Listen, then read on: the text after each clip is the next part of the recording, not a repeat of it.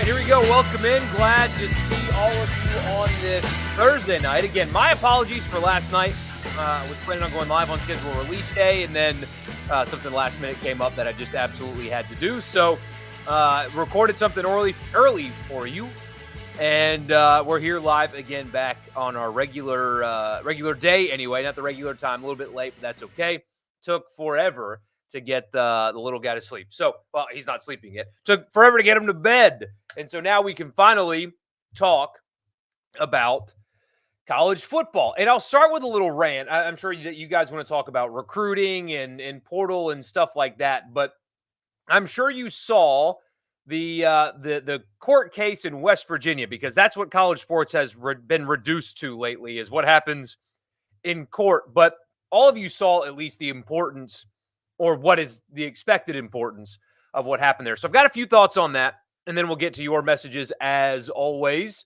And I appreciate you guys being here. I'm, of course, Michael Borky. Please like the video, subscribe to the channel if you haven't already. And if you're watching when it's not live, still leave a comment. I see those, and I appreciate those, and I will engage with them as well. So please do that. So the title of this: Greg Sankey and the SEC need to step in and save college sports. What am I talking about? Well, to be honest with you, if you've been with me or a listener of the radio show for years, I've been talking about this very thing, that it needs to be done by the conferences. You're not going to get the NCAA to do anything.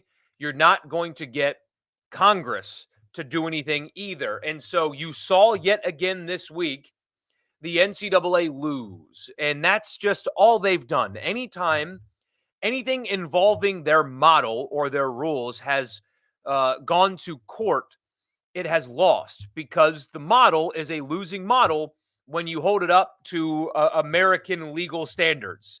The NCAA model, I said on Twitter yesterday and on the radio show yesterday, it was, if you think about it, fundamentally un-American. You were capping earning potential for non-employees. You were restricting choices for people that you didn't have under contract.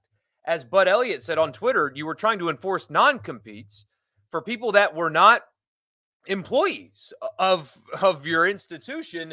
It's fundamentally un-American what the NCAA has been trying to do. And so every time they go to court, they lose. It is really that simple. It's all that they've ever done, and it's all that they're going to continue to do is lose. And so moving forward, now that everybody sees that, the more lawyers that get involved, the more attorneys general get involved, the more politicians get involved, the worse it's going to be for the NCAA. They're not going to fix anything.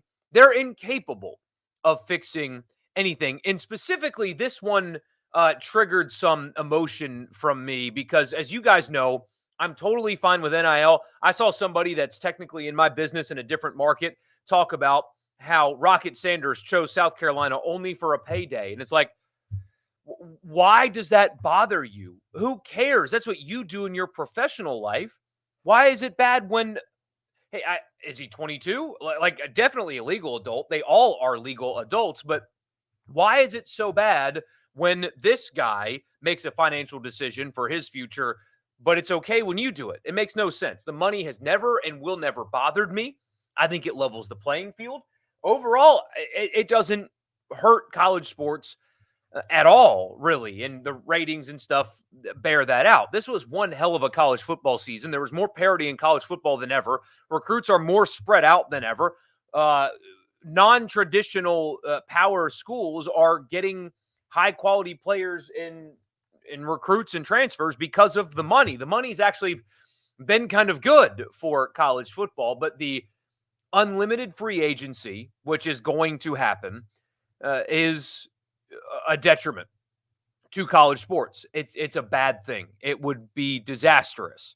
And the transfer portal generally before this was chaotic, but okay, because there were some kind of restrictions. You could transfer once, but not again. You could transfer a second time after you got a degree. There was at least some understanding of, I've got this player for this amount of time, or whatever.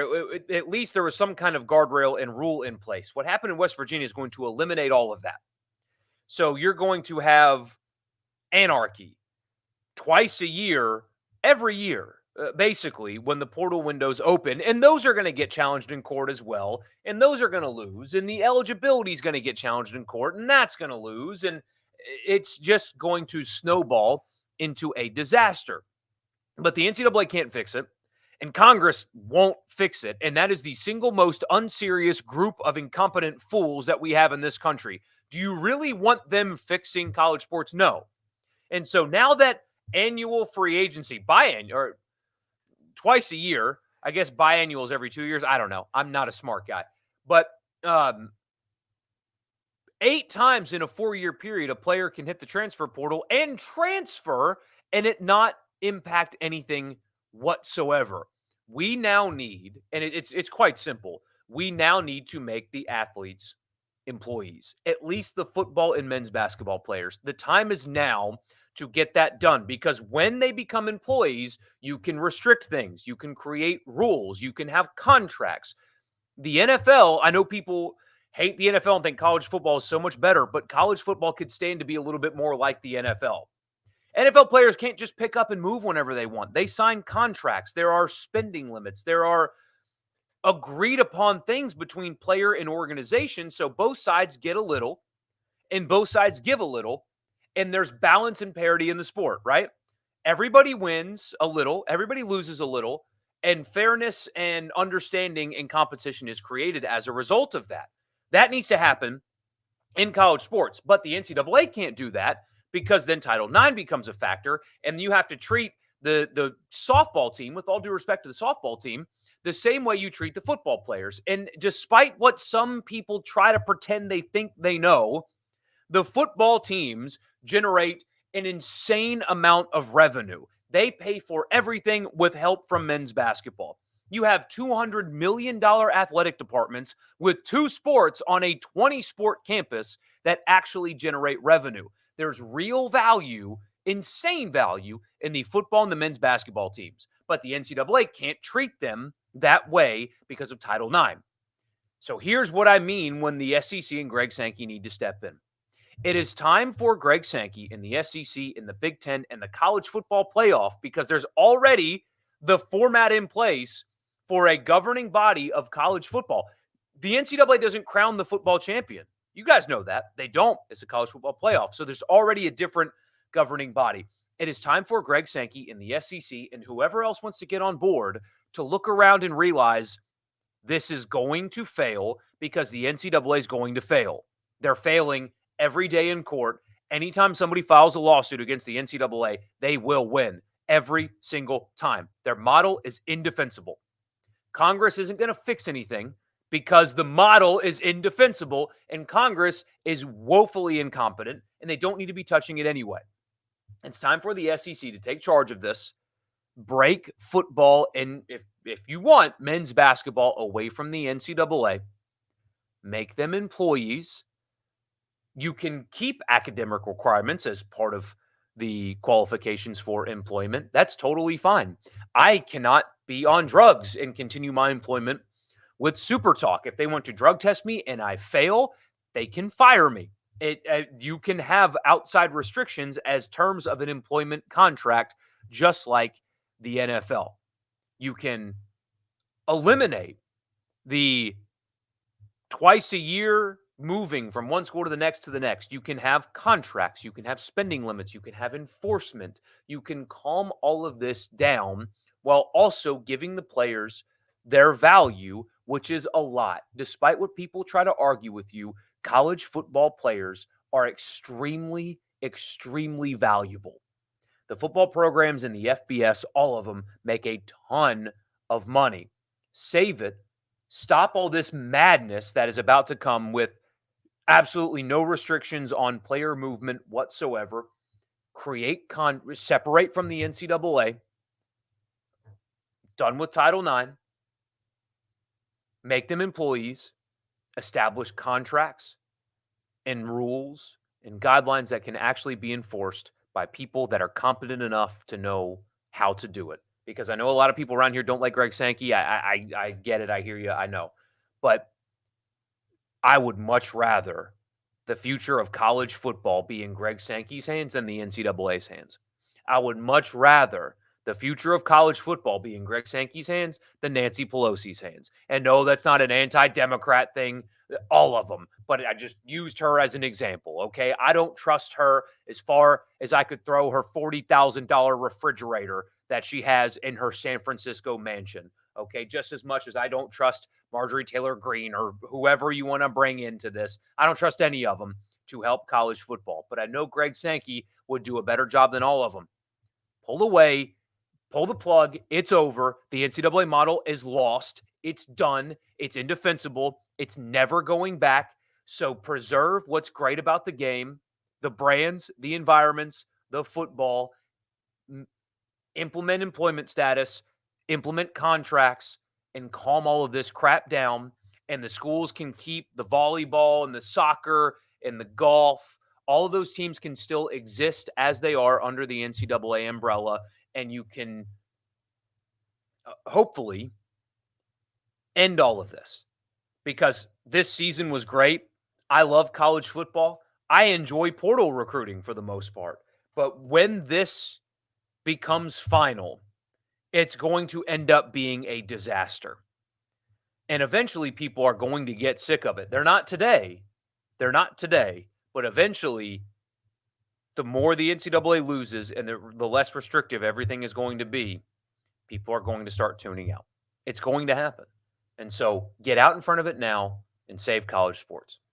I said it like 6 months ago. I'll say it every 6 months until something happens, but Greg Sankey needs to take control of this. So we'll get into some of your messages, and then we'll get out of here on this Thursday night. Got a good bit to do around here, going home for the holidays. Hope all of you are getting your Christmas shopping done. I spent some time adding things to the Amazon cart, mostly Wally related, because that's what we're into right now. And yeah, let's get started. You were about to say, why can't Ole Miss drop a late bag? But they have before and will in the future. They just did it last year against Michigan State. Yeah, I mean, look, it's recruiting. You lose players sometimes. It happens. The guy's probably going to be in the portal in a year, because that's just how this is going to work now. Would I gamble and play Brandon Murray? No, I would not. After the NCAA today said that if somehow they get this reversed after the 14 days, the year will count against him. No, I would not gamble and play Brandon Murray.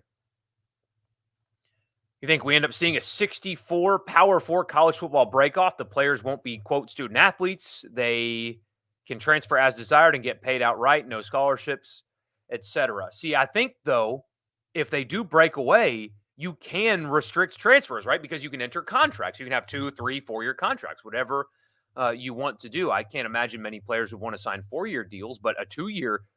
I mean, if the letter of intent, which add that to the list of things that they're going to come after, the letter of intent. Watch, they're going to come after all of it. They're going to come after all of it because they're always going to win. They're going to come after it all.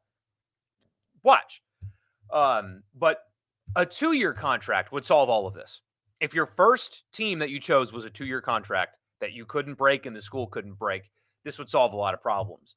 But yeah, I agree. I think this is coming, but I think the time is now. They need to get out ahead of it now before you start losing favor, because right now college football is still insanely popular, right? A lot of people like it. It's still very, very good. You're not seeing death yet when it comes to interest and attention in college football. That hasn't happened yet. But if this keeps up and they keep losing and there is just nothing but free-for-all chaos, you're at least going to lose money. People are going to stop funding this thing. So get out ahead of it. End it now. The model is over. Create your own. Preserve the rest of college sports. And you can fix this as opposed to everything else. The Ole Miss fan in you loves watching the NCAA fall apart after Leo Lewis mess, but the college football fan in me knows how bad it is that we don't have better leadership. And that's the issue. It's so many people warned the NCAA that this was coming. I knew that this was coming, and who the hell am I, right? Nobody. But you still have like these true believers out there that think that, all these athletic departments are broke. I'm telling you, I got into a Twitter back and forth with, again, somebody that does what I do in a different market, who he said that only 30 FBS football programs make money. That's what he said. The stupidest thing you could possibly say. And like, despite evidence to the contrary, just believes that nobody makes money. That college athletic departments don't spend every dollar they make to pretend like they're not making any money. That's why coaching salaries are insane. That's why Clemson has a putt-putt course in their facility, because that's necessary. Um, that's how it's always been. That's how college sports has worked, and now everybody knows it. And so when you have coaches getting $77 million to go away, and conferences negotiating billion-dollar television contracts, this is what you're going to get. And nobody had the foresight to actually do something about it, and now they are obsolete, or at least they will be, and they should be. It'll be amateur football sponsored by the schools. It allows the schools to maintain amateur status on its non-revenue sport. That's what they need to preserve. That's the issue here with Charlie Baker, the head of the NCAA's proposal, pretending that the non-revenue sports are equal to the revenue sports. It's so stupid. It's indefensible. And it's not just the women's sports either. It's the men's sports that are not football and men's basketball. Those are financial drains as well. All of it is, except for football and men's basketball. In some places, baseball makes enough money to sustain itself. Otherwise, no, everybody's losing money by the millions. But those sports provide a tremendous value to both young people and institution, and they need to stay. But if Charlie Baker is going to say, well, you got to pay 50 grand to the softball second baseman as well as the quarterback, they're going to cut sports. You don't want to have that either. So treat football and men's basketball like they're different. That's how you survive this. And until you get enough people to start saying that, because right now you saw these true believers that, oh, football doesn't make any money, actually. Again, remarkably stupid, but what do I know? I've only been on all sides of how this works. But anyway, or the people that think that women's sports or the non-revenue men's sports are the same as football and basketball. They are not. They are not the same. There's an Angel Reese out there that is valuable on her own, but LSU women's basketball is not valuable to LSU financially to their bottom line. But that program existing at LSU is valuable to the institution. But if you treat those players the same as the football players, you lose it all. And anyway, I'm repeating myself at this point. Tired of the portal rumors, want to see the end result. Patience. They're balancing some things at the moment, trying to get everybody on board, if that makes sense. Then we can do a top 3 seeds per conference, make the playoff, 100% objective, no more who's in debate. Every sport has objective postseason selection. College football can as well. The NFL doesn't. The NBA doesn't either. Major League Baseball doesn't. College football and college basketball and college baseball are the only sports that have objective or subjective postseason selection. I read that totally backwards. I need to go back and delete this. You're exactly right. You and I are saying the same thing. Don't mind me. I'm not here. Don't mind me. The NCAA can save March Madness, College World Series, Women's College World Series, a new Group of 5 football system, etc. If they fight this and lose, football becoming a business will kill college sports as we know it. 100%.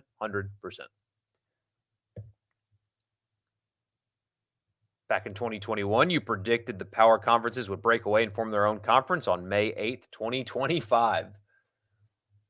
The SEC has a $1 billion TV deal everyone gets millions of. Why can't schools use that money in the portal instead of fans? Seems like it would be more fair because some of the schools have richer boosters. Well, that is something that I agree with. Luckily for a program like at Ole Miss, the fans paying for it has leveled the playing field some because Ole Miss fans are more bought in on NIL than fan bases elsewhere. I mean, that's just kind of a reality at this point. But yeah, I think the school should have to pay for it. I don't think the fans should have to pay the salaries while the schools can just hemorrhage money the way they do and spend it on unnecessary things the way that they do. It should come from them. 100% it should come from them. But if it did, it would destroy the model. But the model's already been destroyed. But no, the fans shouldn't have to pay the salaries. You should pay for the tickets and the beer and the food and the seat licensing and the parking. That's what you should have to pay for. I'm an NFL fan. I go to, at this point, an NFL game a year. I've never paid Demario Davis's salary. I don't donate to a fund to pay the Saints linebacker. I buy the tickets. The franchise negotiates with apparel dealers and stuff like that, and the NFL negotiates a TV deal on behalf of them, and they sell local sponsorships in the stadium and in local broadcast, and that's how they pay the players. Seems like college sports should work that way as well, doesn't it? Another thing you think is absurd, when they punish D2 schools for jumping to D1 by putting postseason bans on them. Yeah, the James Madison thing has been really ridiculous. At least they got to a bowl game this year, though. A salary cap in a 64-team league would be the ultimate driver of parity. When Ole Miss played Georgia, they were still 10 recruiting cycles of 4 stars or better recruits in the negative, even in the NIL era. That's why the NFL is so balanced. That's why Buffalo can be one of the best teams in the league, and the Los Angeles Chargers can be one of the worst teams in the league, because in the NFL, it is all about how efficient you use basically the same resources. Now, like if the Cowboys, and playing for the Cowboys means you get more money, right? Like if you're a free agent and Dallas wants you and Buffalo wants you, you're probably going to, if money is your factor, lean towards Dallas, because Dak gets more in endorsements because he's the quarterback for the Cowboys. Like there's the built-in inherent advantages of playing for the Dallas Cowboys. But generally speaking, everybody's got the same. As long as you're efficient, you can win. The New Orleans Saints have a Super Bowl. You know, Buffalo is one of the best teams in the league right now. Kansas City has been dominant. The New York teams are garbage. One half of the LA teams are garbage. The other one had to sell their soul to win a Super Bowl. I mean, Miami's been a disaster that since I can remember, really. You know, it's different. College football has been headed this way for a long time, and an expanded playoff was always a huge part of it. Another reason you weren't on board. None of this is happening because of the expanded playoff. None of it.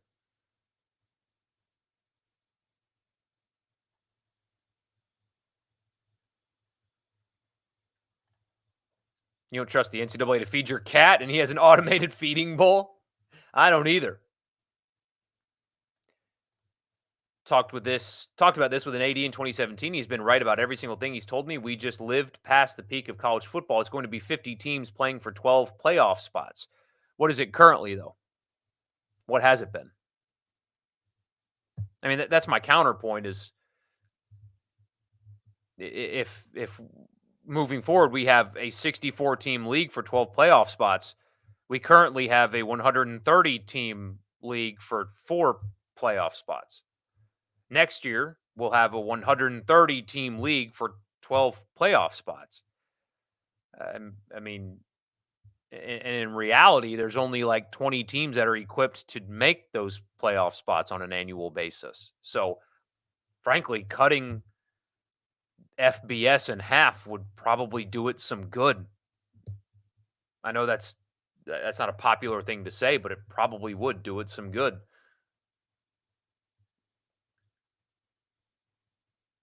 Quan Lacey, future crown jewel of the 2025 Ole Miss transfer portal class. Yeah, as of this point, I mean, we'll see what changes moving forward, but losing a recruit, a high school recruit, is not even something that you should like think about beyond, oh, okay. Yeah, well, there's a few in the portal. You'll just go get one of them, and he'll probably be in the portal next year, because that's how this is. I mean, that's just a fact of the sport now. High school recruiting still important, but if you lose one, it's all right. There's zero chance they break away and don't have contracts. Yeah, they will absolutely have contracts if they break away. That will be the entire point. So, because if you create contracts, that means you can also limit where they can go. It's that simple.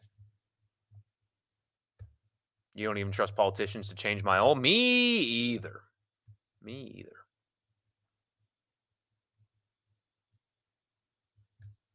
You've been on the driving bus for expansion kills the college football regular season, which is college football. But as of last Saturday, the committee made the decision. It's already dead. So expansion it is. Yep.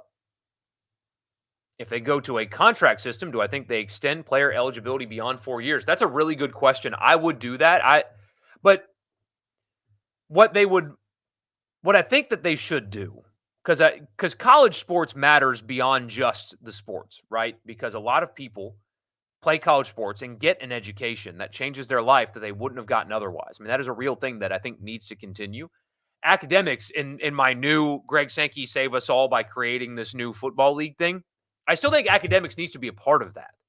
Like they should require them to work towards getting a degree. I still think that that should be a part of whatever college football becomes because it's so valuable. Because despite them being valuable financially and them making money, it's not NFL money, right? Not anywhere close, and it never will be. It will never be NFL money. So they need to continue to have this academic thing.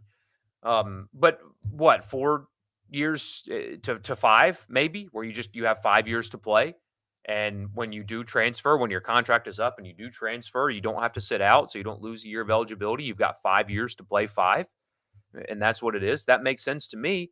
Hell, it gives them a chance to leave school with 2 degrees if they want to. But I do think that academics needs to be a part of whatever this becomes, and employment is the future. It is the future. It's coming. So get out ahead of it and make it so.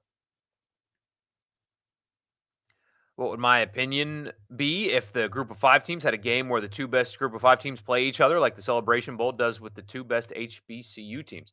I've said that the group of 5 needs to have their own playoff moving forward. Southern Miss fans didn't like that because they would like the opportunity to be one of the 12 teams in the 12-team playoff. Certainly understand that now, but if a breakaway does happen, which I think it will, so in this hypothetical world that a breakaway happens, they're not bringing the Sun Belt with them.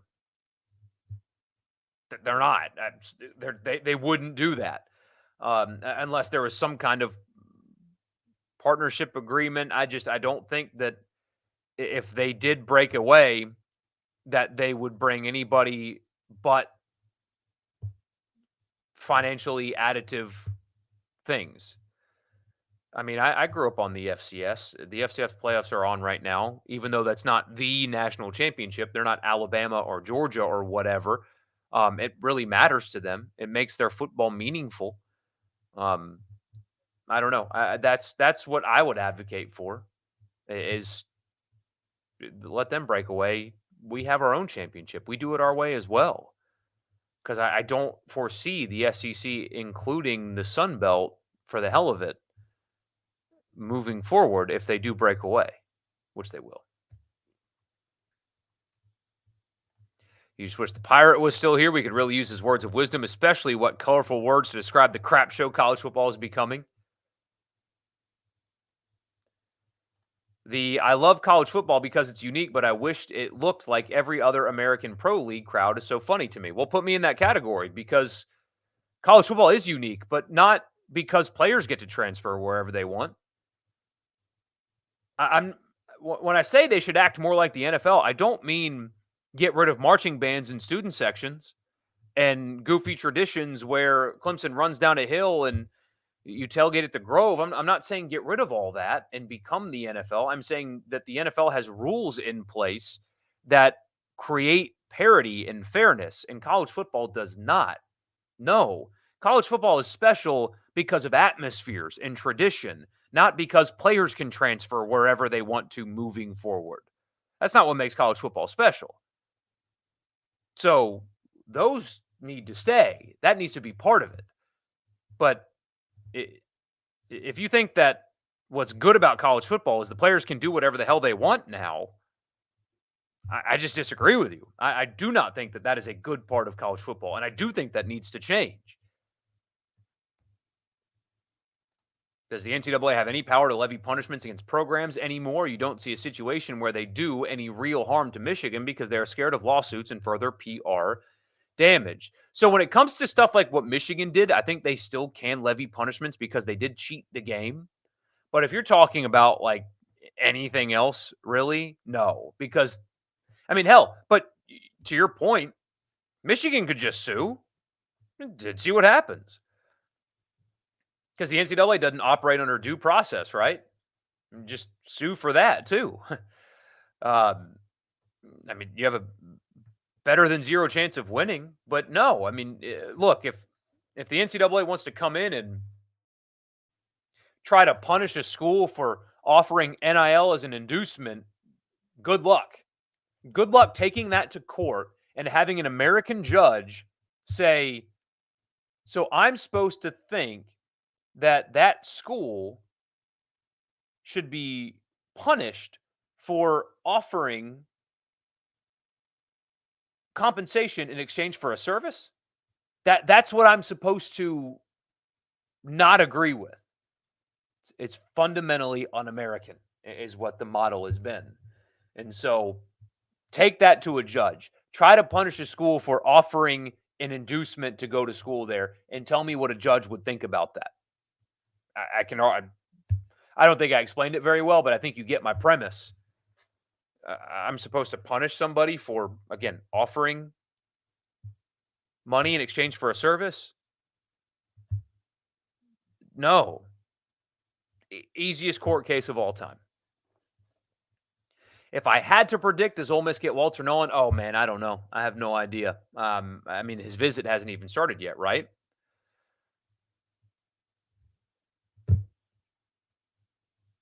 If college football has the best regular season in sports, why did Florida State get to win every single one of their games in said regular season and not even participate in the postseason? This year ruined the best regular season in sports argument. Ruined it. Done. Gone. Ruined. Completely ruined. Texas, I guess it depends on what your definition of ruined is. Because, frankly, the second LSU lost that game in Oxford, how's this? The Heisman Trophy winner. The second LSU lost that game in Oxford. And what day was that? Let me tell you what day that is.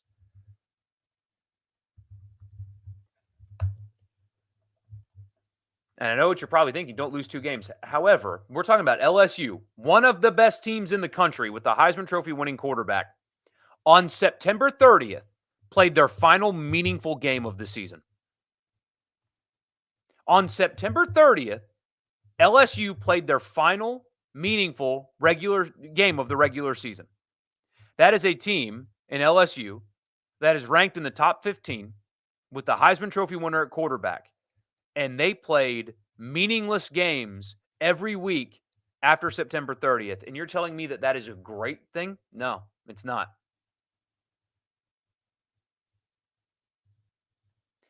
On recruiting, considering how far in the hole he started, if Lebby gets State's class even into the mid-30s, that's a huge win and something to feel good about. He will do that.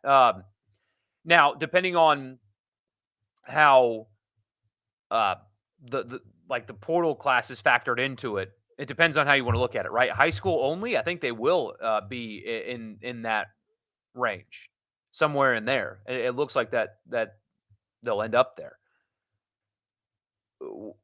How we should measure Lebby is portal. How they're able to flip the roster via portal.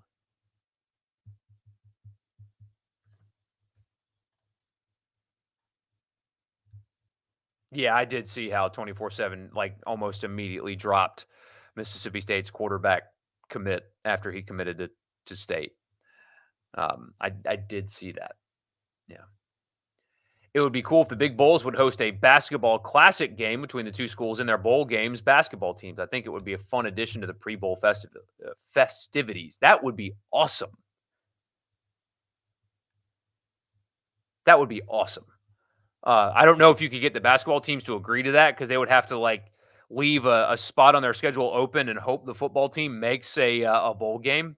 But if you could find a way to work that out, I mean, having Ole Miss play Penn State the Friday night before the bowl game on Saturday, that would be sick, right? I mean, have it, what is it, at the State Farm Arena somewhere?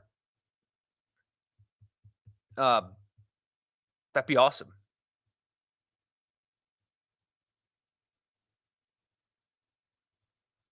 Hysterical to look back at the absurdity of the Ole Miss sanctions after a player slept on a couch. Well, it was a little bit more than that, but yes, it is hilarious to. I mean, the NCAA, what was it, $30,000 and extra benefits and money is what they found after 5 years. That's what they got punished for, and now you've got quarterbacks making millions just a few years later. Yeah, it's absurd. I mean, think about what Jim Tressel got fired at Ohio State for. His players were selling their own stuff. The players were selling their own items in exchange for money and tattoos, and the national championship winning coach got fired. And back then there was, and people weren't like, wow, this is really stupid. Why do we do this? Why do we let them? We just like went along with it for so long.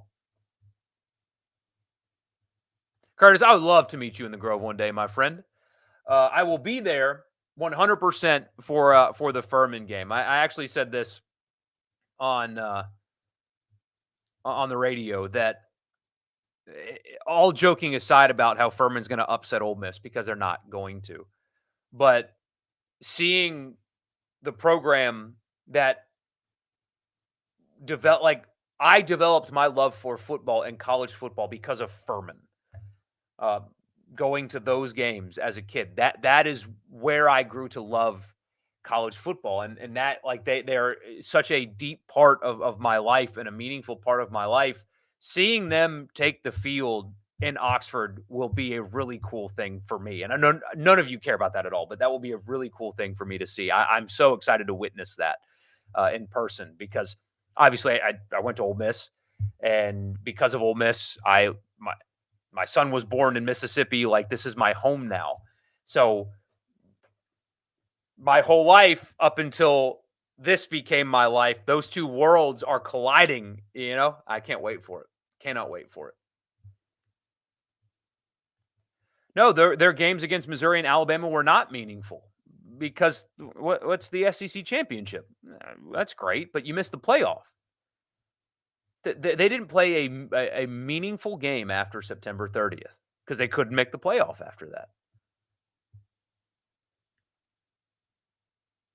Oh, I'll be up there rocking Furman apparel, man. No, I won't actually, because I will get credentialed and actually like do the, I'll do it that way, and so it would be deeply unprofessional to wear team gear, especially road team gear, credentialed through Ole Miss to see it. But yeah, I will. I'll be there for that, for sure. How do I think the new college football league would punish cheaters or handle cheaters? I mean, in this hypothetical, they could at least do it correctly and streamline it and have everybody understand that the rules are not arbitrary, have a real investigating body like the NFL, right? If an NFL team gets caught, they have to cooperate with the NFL. Like, it's a requirement based on their do it the exact same way the NFL does. And again, I'm not talking about the tradition and all that. Do the punishments and the investigations and the timeliness of it the exact same way as the NFL. Fine schools, like big fines for breaking those rules, and really do it the right way and invest in monitoring all the issues.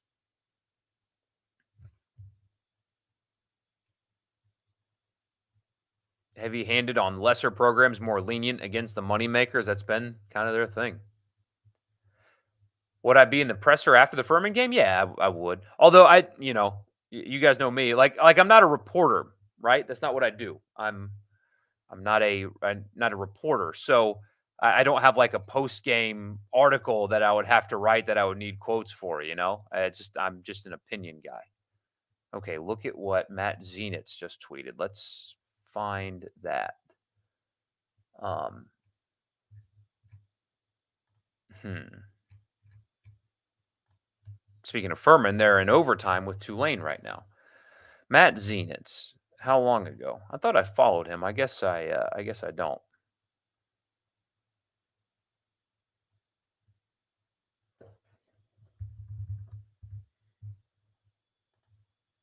Let's see.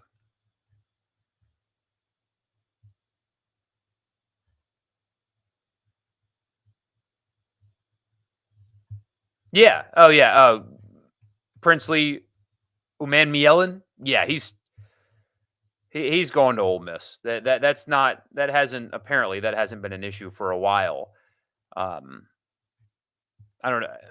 I think the hang up has been, at least that's what Richard said on the show today. It sounds like they're trying to um, get all of these guys on the boat at the same time. And if you get one committing before the other, it might scare the other way before they can get them all. I don't know. I don't understand it all. I just that would be it's a poorly kept secret at this point if that actually comes to fruition. But yeah, that would be a big time pickup for them. In the FCS finals, there's a team that has an NFL prospect, a quarterback, wide receiver, and two guys with 12 plus sacks. They're 22-point underdogs. The other game has a team who won 9 titles and their head coach just left. The FCS playoff format isn't really all that great either. I enjoy it personally, but is Princely actually good? Yes. Yeah, absolutely. He's possibly a day 1 pick. Would have been a day 2 pick possibly this year in the draft. He's that good. But oh yeah, he's that good. Very important. Very important for them to get. So yeah, and the coach leaving thing, that's just kind of the nature of it. There's so much more money in the FBS that, yeah, I mean, when you get offered, it's a life-changing thing. That financial discrepancies between the two are extremely vast, and so it sucks. Honestly, I hate that it happens that way, but I understand it when you get that opportunity.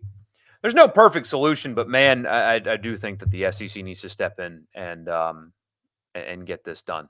So anyway, we'll see if they do. Thank you guys. A lot's going to happen this weekend, and we'll be back on Sunday to talk about it. I'll see you then. Sunday, 8:00 roughly, somewhere in there. I'll see you guys then. You'll have a great weekend. Enjoy yourself, and I'll talk to you